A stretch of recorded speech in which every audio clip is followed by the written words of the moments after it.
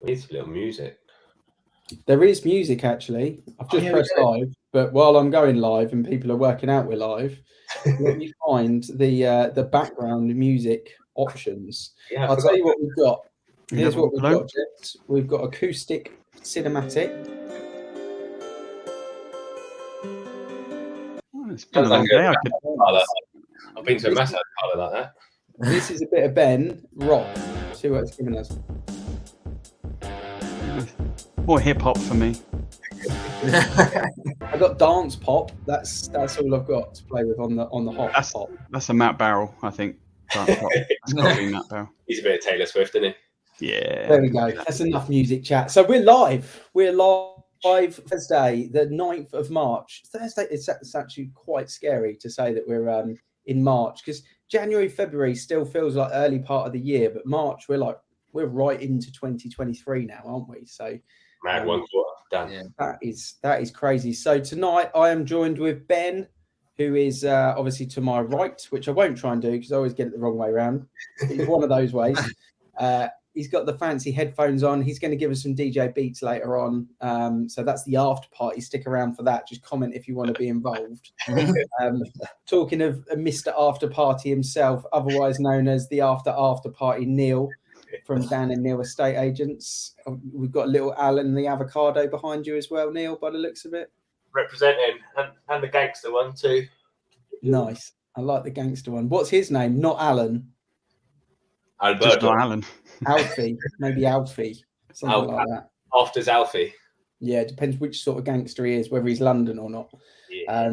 Talking to London, Andy. Obviously, hello. Andy, first live chat for you. Thanks for joining us. So first week in the avocado family. Welcome to the family, Andy. How are you? I'm good. It's good to be here. Live first one. So yeah, ready to get stuck in. Awesome stuff. Well, we're going to come on to this subject shortly. Who is Andy Brown? That's going to be one of the first topics so that we can get to know all about you, warts and all, as it were. So we'll touch on that in just a second. But a couple of things for people that are joining us now. What are we going to cover tonight? Obviously, I just mentioned Andy. We're going to do an intro there. Prices. Halifax are reporting 1.1% increase for last month. Goes against the grain, goes against what the media is saying. And I'm really sorry for the people that still bark at the moon that thought it was going to drop 40% this year. Potentially not, as the case may be. So we're going to talk about that. And I just want to highlight, if you've got questions for us, this is your live chat. And we're ready for any questions. We are not scared. We'll take anything on the chin and deal with it. So, yeah, live Q&A, put it in the comments, and we would love to answer those. Got a couple of people checking in.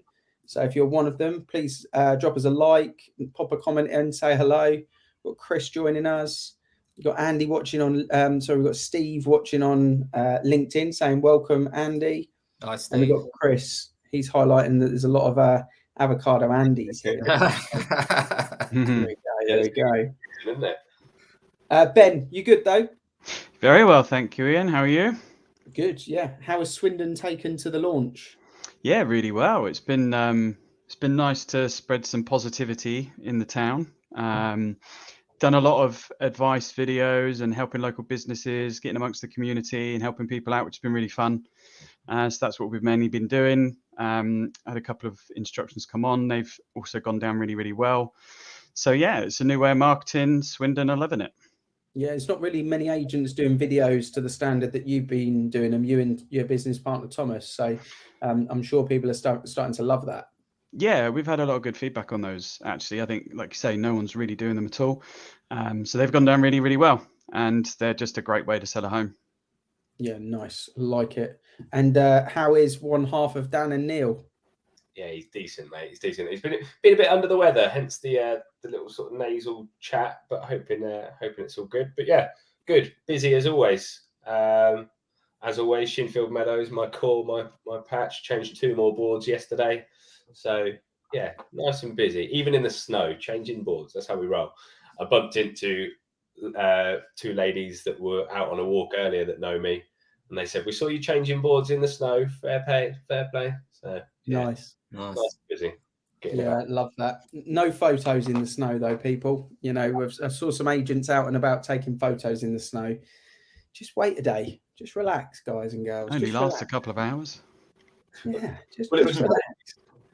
one of the other partner agents done a funny meme about some of the estate agents' photos will now be back in season because there's some dodgy agents out there that have snowy photos still. So True. There is a few, isn't there? There is a few. Right. Good to catch up with you, gents.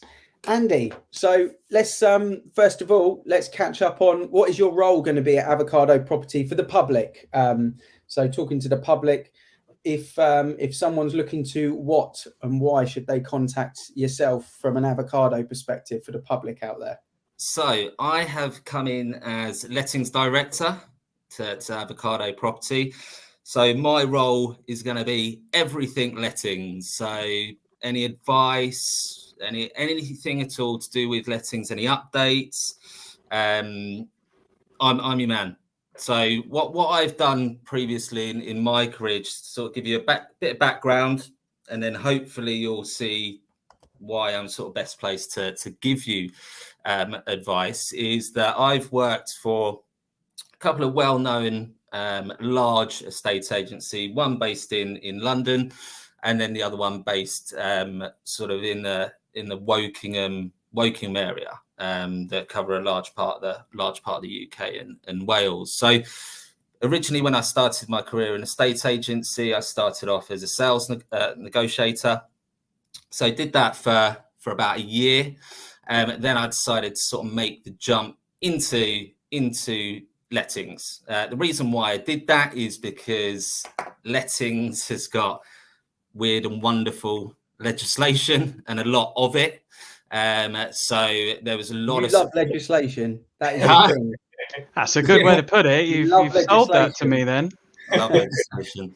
He knows what he's doing. Yeah. So there's a lot of support functions in the lettings side, which sort of I wanted to build my knowledge on, because there's various different departments on the lettings side. So I made the jump, started off as a negotiator, went to a manager. Then I decided to go into the support side of the business, where you look after property management, tenancy management, investors, developers, licensing as well. We won't get on to licensing, which I sort of oversaw in London, because we could be here for days. Absolute minefield. So we'll leave that. We'll park that one for the minute. So dealt with all the support functions needed for a business on the lettings side. So I sort of made the switch from London to be more local. And that's where I sort of was a regional director for a few offices locally, and then went into be a PRS director. So dealing with developers, build to rent, investors. So I've had that broad knowledge across the board in different areas. So I've seen a lot. I've dealt with a lot. So yeah, anything lettings whatsoever, I'm your man. Yeah, love that. No, it's great to have you on board. It's great to have you as part of the family, and I think the Avocado landlords are going to love communicating with you. And like you say, developers, whether they're doing build to rent or anything along those lines, pretty much all bases covered with your knowledge and experience. And you're local now as well, aren't you? To kind of HQ at least. You're in so Wokingham based. So yeah, nice and local. So look, if there's anyone local, if they're not local, they want to meet up for a coffee to discuss their investments or how to be a landlord. You get some accidental landlords that are landlords for the first time, and they need that person there to give them the correct advice at the correct time, rather than just what some other people do and just tell them what they want, instead of giving genuine advice on whether it's right to get into the lettings market or not. That's one thing that I sort of pride myself on, is giving the right advice to clients, rather than feeding them stuff that's not true, and in the end it'll come back to bite you. So none of that from me. None of that from you. Awesome. Great to have you on the live chat straight in first week as well. Sometimes we bed them in But no, Yeah. straight I on know. the You've line. seen, There's yeah, no straight fear, in. Andy, no fear. Like, Straight in. Nah, We've done a yes. podcast this morning that's out tomorrow as well. So no messing around with Andy. good for you. Yeah, no, straight in. Ben, coming to you first on this. So this is the Halifax House Price Index report. I like this one. I don't know why I like the Halifax one. I think it's because originally in my career, it's the first one that I started looking at. But I just feel safe with a Halifax report compared to like a Rightmove or a Zoopla one, or an estate agent's one, I should say as well. So let's just talk through that top bar from your point of view, because when we were talking off camera, we mentioned about this kind of 1.1% month change. It's not a negative, it's an increase. And you mentioned in Swindon as well, some stats that I guess coincided with that, or in fact sort of potentially made that look even better. Yeah, so in February, the average completion price was 289, and the month before was 279, so it's gone up by 10,000. So we're seeing that over here as well. Makes sense. There's a lot of people moving over this way from Reading, London, Reading money, London money. So that's all coming sort of west. So yeah, it's good. And it's not something that's going to be reported in the mainstream media. So that's why you're going to hear it here at least. Positivity. Yeah, exactly. Yeah, I think it's a really nice sign. And one thing that I looked at yesterday, Neil, because I'm a bit of a geek, I was calculating in our database for the avocado partners for my market update, which is out tomorrow, exactly what average amount of viewings per day were happening in the database for January, for February, and then the first week of March. And what we saw in February was an 8% daily average increase of viewings being booked. But what we saw in the first week of March was a 64% increase in daily viewings being booked in the CRM. Is that what you and Dan are feeling at the moment, that people are actually really out of the woodwork now, active and ready to get out viewing and start buying? Yeah, interestingly enough, I was arranging viewings earlier on, and it was someone that had stopped viewing back end of the year.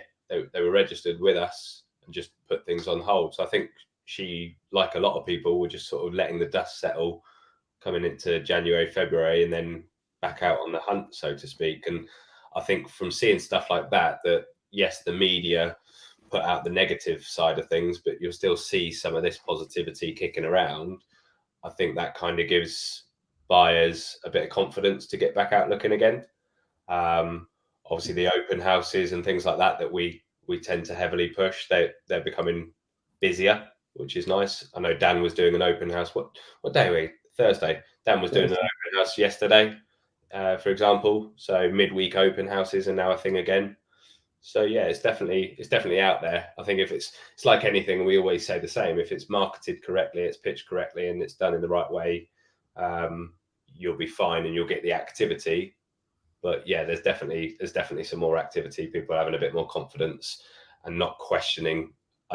January, anyone that was out viewing or arranging to view, they would question the price or question the market or question if they would get a deal and stuff like that.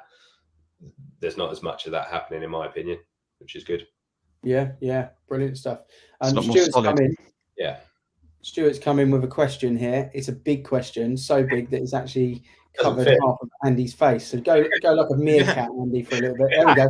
There we go.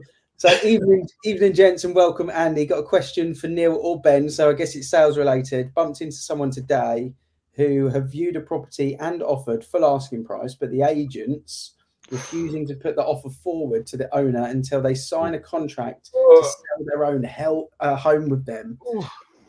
They feel that's wrong, but what would you guys do if you were them? If I was Stuart, I'd make a rant video, because I would put it. That's incredible. Put it on some sort of property live Q&A on social media for everyone to see, a bit like he's just done. Yeah, I would too. Yeah, there's so much wrong with that, and there's so much to unpack. It's unbelievable, really.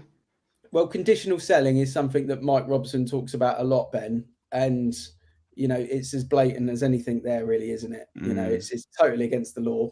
It can't be done. It can't be actioned. It's immoral.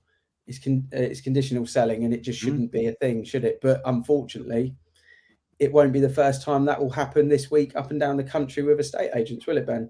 No, sadly, they're obviously still out there. I think in your heart of hearts, you hope they've disappeared, these types of estate agents, but clearly they're still around, which is frustrating for the public for sure. But that's incredible to refuse to put it forward. Woo. It's illegal. Yeah, exactly. Ridiculous. If I was the client, I'd be going back to them strongly, letting them know you've taken advice. Legally, you should be putting that forward to the client, which is ridiculous. And it's interesting because talking about things being morally wrong, I had a call from one of my sellers earlier who's buying through a developer, and the developer is refusing to keep their incentives if they don't disinstruct the solicitor that they're using already on the sale through me and use their recommended solicitors on the both the sale and the purchase, even though we're already progressed. Absolute bonkers. I was like, they can't. So basically, they're pulling the plug on all the incentives and not willing to work with them unless they use their solicitors. It's ridiculous. It's incredible. Absolutely disgusting. I think with things like that, Google reviews paint a certain picture. Don't just use them for positives. If you've had a negative experience like that, let the world know so that it doesn't happen to someone else again. And I think for Stuart, for your client, the best advice that I can give in this situation, go and knock on that vendor's door and let them know what they're experiencing. That's the best way, because you don't want to lose the house. That's the thing. And if you rub the agent up the wrong way, you might end up, sort of unfortunately having an issue in terms of securing the house. But if you talk directly to the vendor, cut the, the sort of bad apple estate agent out of the equation, then at least you've got a good chance of getting what you want out of it. And sounds to me like put your house on the market with Stuart and he'll have it sold by the weekend, because he did put a post up with a little baby with a fist of sand saying listed last week, sold today on his Instagram that I noticed today. So it's definitely the man to do it without question. I would comfortably and confidently say that I speak to clients every other week where they've been told they have to list with the estate agent that they found through, and within a couple of days they've lost that house that was with the other agent and they're tied in. It's just ridiculous, but it happens day in, day out. I've got a client that's found through another local agent, likes our process, has already come to me, has made an offer through the other agent. I've said, look, hold fire on negotiating until you hold the cards. Went out to them on Monday, on the market and live on Tuesday, doing viewings on Saturday. Let's go. Yeah, it's good. Very good. Yeah, we've got a section on talking about changing agent. I just want to add this back into the stream because hopefully everyone can see that at home. But that's the last 12 months in terms of standardized average house price is the second column in. So you can see that we started 12 months ago at 279 and we're now at 285. But what's quite interesting is people can just see where this correction is that people were talking about. So that monthly change of like 1.2% up, that was even like 2% up at times. It was that active. It was that crazy. And then in the summer, July, it kind of leveled out a little bit. It sort of hit August at about 0.3. So those 2 months is where we started to see just naturally it leveling out. And then we had the mini budget, which kind of caused a bit of a hand grenade to everything, probably sped up the process of correction into a 6-month window where it potentially would have been a 12 or an 18-month window. So it just happened a bit more aggressively than we thought.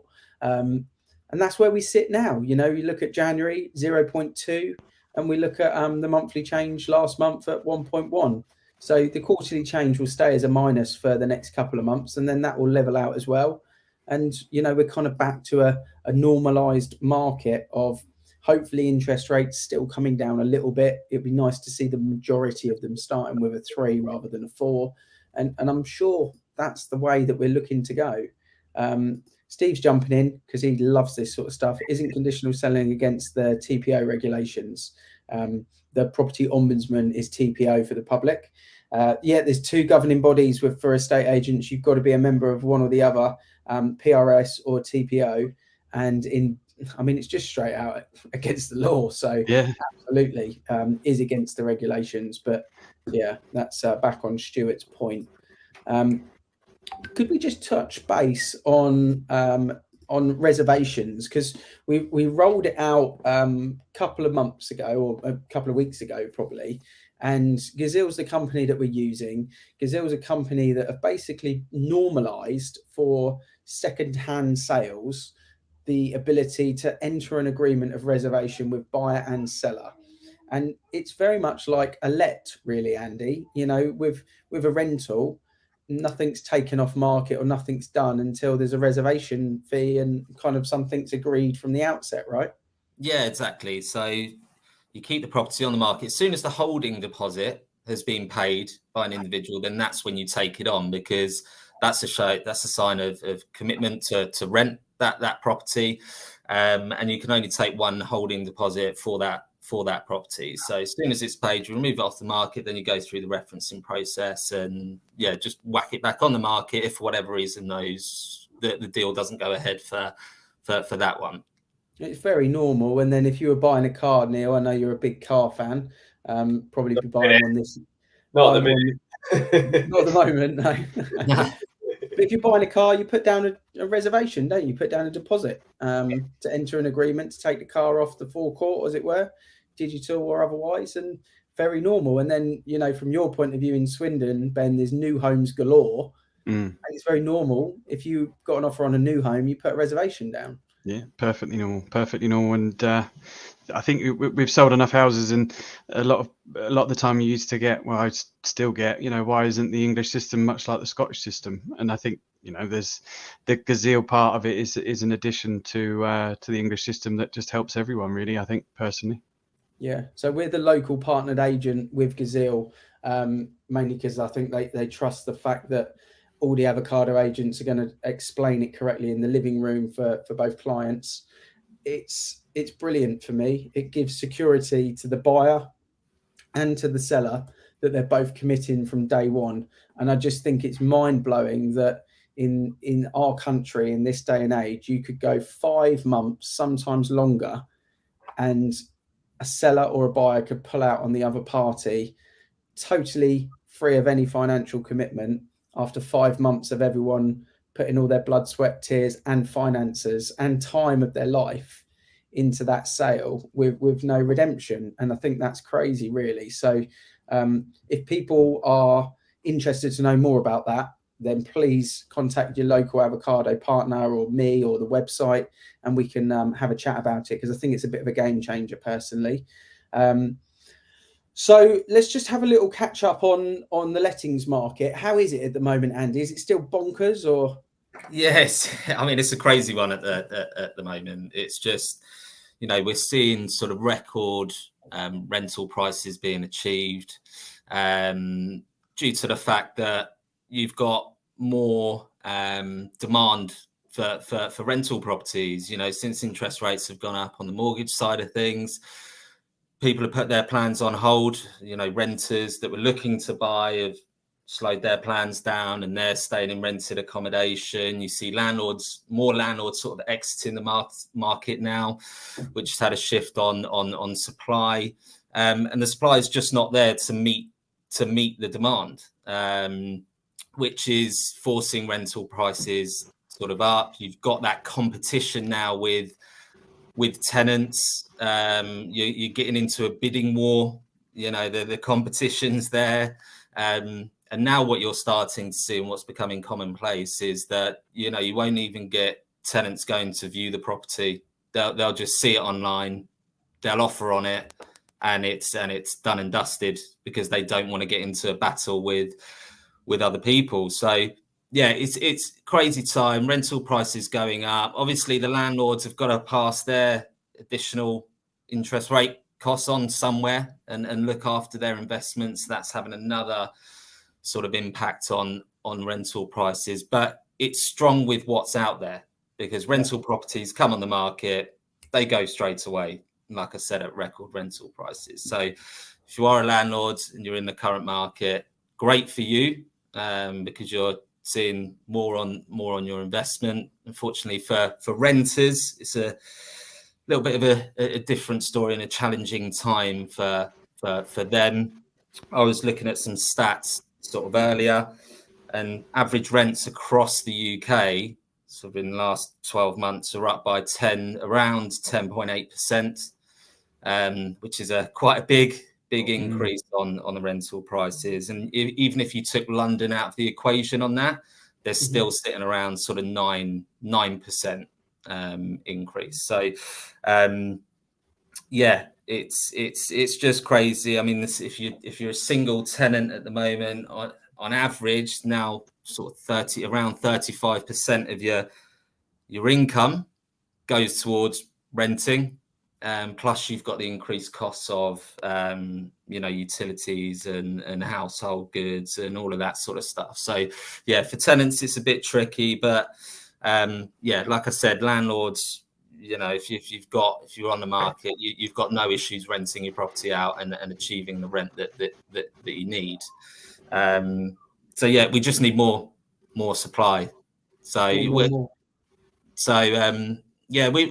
been speaking to landlords recently that are thinking about exiting the market because the headlines that they see in the news, especially with EPCs potentially having to go to a rating of C, and you've got all additional things like interest rates and taxes and all of that sort of stuff. Landlords just bulk and don't want anything to do with that. But it might be a few months or a year of pain, but like I said, you're getting the record rental prices. There's no need to exit the market now. With the EPC regulations potentially coming into effect in 2025, there'll be a cost cap to it, like there is now. I'm sure. So people are talking about having to spend £10,000, £20,000, £30,000 on their house. It can't be like that because you're just going to see everyone go. So there will be a cost cap to it. There'll be other things that will benefit the landlords as well if they remain in the market and keep hold of their investment. So yeah, there's no need to exit. Like I said, we just need more supply to meet the demand. Go from there really. Yeah, we need more stock for sure. Lots of tenants need more stock. Neil, yeah. The question that I have for you, Andy, just because we get asked it from buyers on a regular basis, but I've also got quite a few tenants of properties that I'm selling or that I've bumped into or get questioned. Is there anything that a possible tenant could do to make themselves look more desirable when it comes to the negotiation side of things, or trying, because it is tough out there for how the sales market was, or how people were struggling to buy for quite a while. Is there anything tenants can do? It's tough. I mean, look, I've dealt with tenants before where they were in the same position. They've got healthy employment, they've got healthy income. It's all of the same sort of scenario that people are in. The only thing that we can do is that if they want to try and separate themselves from other applicants, is by providing the references at the correct time. So, is the agent asking for a previous landlord reference now? That's something that as an applicant, I would be saying is that I can provide you this now, because if you do that before anyone else, then that agent knows that you're already a good tenant. You've got a great landlord reference. You've shown what your employment stuff, and they can put you to the top because they already know that, right, I've got X, Y, and Z for that applicant. And then what you'll see is that if they've got the information for that applicant readily available and they're discussing with their client, right, this person's come forward with an offer, I've already got this, more than likely they'll jump to the top of everyone else and potentially get their offer accepted. Other than that, it's not really a lot you can do. Ultimately, it's the landlord's decision on whether they want to go ahead with that applicant. And fortunately, if you've got 5 different applicants that all want to proceed with the property, that are all paying asking price or above, the landlord could go with the one that is earning £20,000, £30,000 more in salary, and it's still got a good landlord reference. So it's tough. It's a bit like us, really. That the advice that we were always given was AIPs. Have everything prepared, and it sounds like take your CV to the party, basically.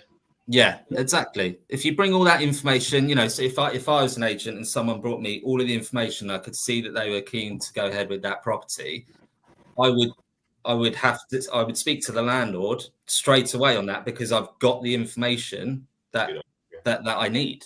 Yeah. So there's no delay in me speaking to the client on that. Nice. Yeah, absolutely. Cool. Yeah. Ben, coming to you, bud. I want to just talk about properties for a little bit. So Yeah. I think you mentioned this was property of the month for you guys. I think I've got the right one there. Yeah, that's the one. Yeah. Yeah, new one on. So just talk us through that property just briefly. Just what is it and what do people get for it? Yeah, so it's so in Swindon, obviously 375. It's really good money for the size of the house too. You've got 4 bedrooms, but they're 4 really good sized bedrooms, four doubles essentially. Which, again, when you get like a 4-bed semi, it's normally 2 doubles and 2 small singles, but in this case, it's 4 doubles. The main selling point for us on that one is location and also the kitchen at the back. So you've got that just there, actually, the kitchen that.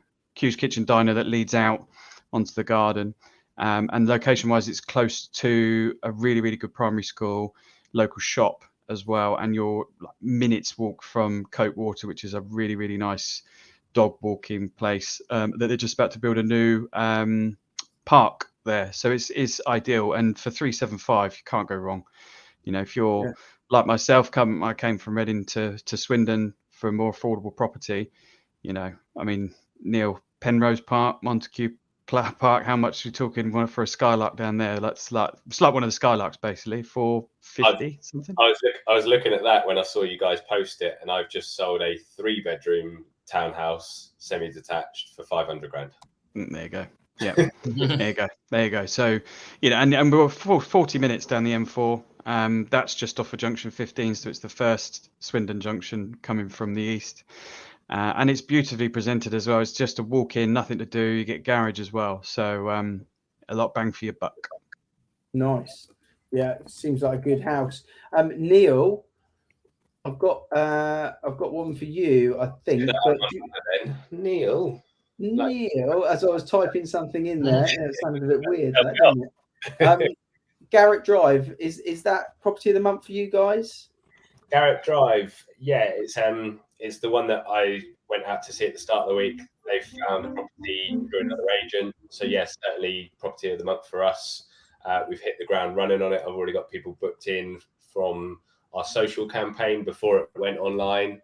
But yeah, that is a sexy house if ever I saw one. It's nice. Yeah, it's nice looking. I'll be completely honest. That sky is completely fake. Look at that sky. That is not that. That was not that sky on the day. It was raining. It was horrible. But Shinfield does get blue skies. It does. I'm a wizard as well. Yeah. Nice designer. That's the Longthorpe design. So the bedrooms, that's a huge bedroom, big main bedroom, plenty of space, nice ensuite. They fully tiled it for him. Lovely. Well, I think these guys paid for some additions, and then credit to them. It's a nice young couple in there that have got really, really nice style, very modern, minimalistic sort of style. South-facing garden. Ironically, that picture of the back garden behind that fence is a Dan and Neil soulboard as well. So, of course, there is. It's Shinfield Meadows. It's all blue skies in Shinfield Meadows when Dan and Neil are around. Yeah, for sure. That one's Shinfield. That one's in Garrett Drive. So I actually went a bit further than I normally go. But no, it's nice. Before we wrap up, any little secret listings that we can share a little teaser on that might be coming up in the month of March that anyone wants to talk about? I know between you and Mike, Andy, there's a few bits you're working on. Yeah. I think Mike's got a 3-bed semi in Sandhurst coming up to rent. Anything from anyone you spoke to in the first 48 hours? I'm putting you a little bit under pressure there. I apologize. Yeah, you are, aren't you? What have you got? Yeah, well, Andy, you've gone from live chat to podcast. He's going to push you all the way. You've gone. Hey, I'm ready for this. Just carry on. It's only because I know he's been constantly chatting to different people, so there's probably something bubbling in there. I mean, there is one thing potentially bubbling with sort of takeovers of management, but listing wise, not yet. But yeah, it'll be exciting stuff on the management side of things and taking over. We're talking, 30 to 40 units potentially coming over. So yeah, interesting on that. But yeah, listing wise, not yet, Ian. You'll have to give me another 48 hours. We'll check in at 7. Yeah. Ben, what about yourself? Yeah, we've got hopefully next week a big 5-bed detached in Swindon coming up. So, and that's 750. I sold a similar design when I was in Shinfield many years ago for like 1.1. So again, price 5 double bedrooms, double garage, and a nice part of Swindon too, because it's the north parts, Blunsdon way. So yeah. I was about to say, and this is how I don't go out of RG2, and I was about to say, is it Blunsdon? But I didn't, by any chance. It certainly is. Yeah, Right near Tadpole Village. And I want to know the answer to this Sanjay question. Sanjay's coming in with his funnies at the end of the show because he's a funny man. What do you call an estate agency that's been opened by a detective? Sherlock Holmes. And he finds it double funny. He's got double emojis on there. I like it, Sanjay. I like it. Sanjay, get back to your video editing. Steve's jumped in. He's not live, but he's letting people know about a secret squirrel he's got. He's got a 2-bed flat. It's on the market for 190. Hailing Islands, half a mile from the beach, with tenants paying 950. Not bad yield. Not bad yield. That's quite good. Yeah. So cheers for chucking that in, Steve. Good luck with that one. I'm sure you'll market it fantastically. Neil, did you say you did have a little cookie, a little something? Of course I do, mate. I've always got something up my sleeve. Always got some listings coming up. Yeah, I've got 3 that are coming up. I've got a 4-bed detached in Lower Early coming on the market. I've got a 2-bedroom end of terrace in Spencer's Wood coming on the market, and I've got a 3-bedroom bay-fronted semi-detached also in Spencer's Wood coming up in the next couple of days. And then I think Dan's got 3 or 4 that he's got coming up in the next week as well. So yeah, watch this space. At least 7 listings in 7 days. Watch this space.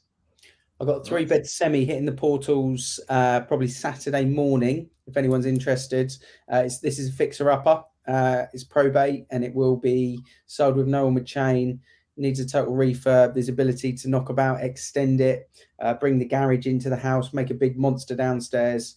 95-foot garden, driveway parking for at least 5. 3-bed semi at the moment. It's coming on at 420. So if someone wants a project, they want to, if you're a builder potentially, or someone that's into a bit of DIY and you want to get stuck into something that's going to make you some money on the long term and move your family in, then that is a property for you guys. So gents, loved it. Time flew. Look, 7.5 minutes over the allotted time. So we're in injury time, and it's time for the adverts. So we're going to have to, and by adverts, I mean put the kids to bed. So whose dog was barking, by the way, in the middle of that somewhere? Not mine. Not mine. Louis curled up next to the radiator, bless him. I thought I could hear a dog on the. Yeah, I did hear a dog in the background. Yeah. My dog doesn't really bark. He more meows because he's the size of a cat. Is Mike still in the office, Andy? Was it him? What, in the office? Is it Mike in the office? Is he still No, he left a long time ago. He wasn't barking here. He likes a bark here and there. Anyway, we're back next week, 6 o'clock. We'll be talking exactly what's going on with a couple of more property reports. We'll be the middle of March as well when we come back. So we'll have a good lay of the land on how Q1 is going to end in 2023. Thanks for checking in with us, everyone. Thanks for the likes and comments. Love it as always. See you all.